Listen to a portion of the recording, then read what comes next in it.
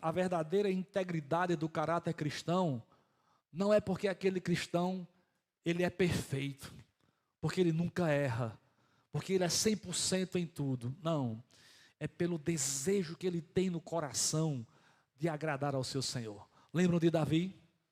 Por que Davi é chamado um homem segundo o coração de Deus? Foi porque Davi foi perfeito? Eu pergunto a vocês, Davi pecou? Davi pecou feio. Davi cometeu homicídio, arquitetou o homicídio. Davi cometeu adultério. Então Davi pecou. E por que Davi é chamado um homem segundo o coração de Deus? Não é porque ele era perfeito, não é porque ele acertou todas as vezes. É porque quando ele errou, ele se arrependeu profundamente dos seus pecados. Ele confessou o seu pecado ao Senhor. E ele tinha no coração o desejo de acertar e de agradar ao Senhor. Aí como Deus vê o coração e não somente o exterior. Lembra quando Deus escolheu Davi? O que foi que ele disse ao profeta? O profeta queria os irmãos de Davi, que eram altos, que eram bonitos, vistosos. Foi exatamente isso que Deus disse ao profeta. Você está vendo a aparência, mas eu vejo o coração. Então Deus viu o coração de Davi desde novinho, desde o início. Quando ele o chamou para cuidar de ovelhas, quando ele o chamou para ser ungido como pastor de Israel, como rei de Israel, Davi já tinha um coração que queria ardentemente agradar o Senhor.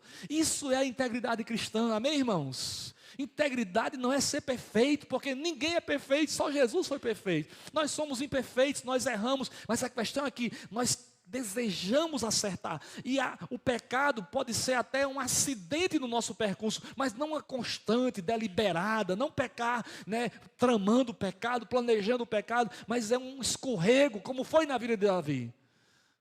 E Davi era um homem íntegro, um homem que andava e viveu segundo o coração de Deus. Eu fico impressionado quando eu olho para a vida de Davi.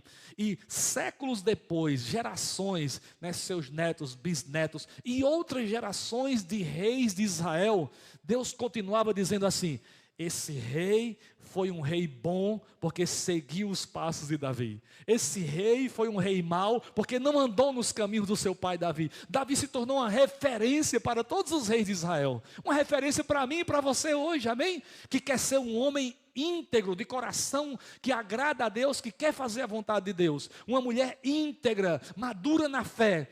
Nós podemos olhar o exemplo de Davi. Então integridade é isso, não é perfeição, é o desejo do coração de agradar a Deus, de fazer a sua vontade, de glorificar o nome de Deus, aqui na terra com o seu testemunho.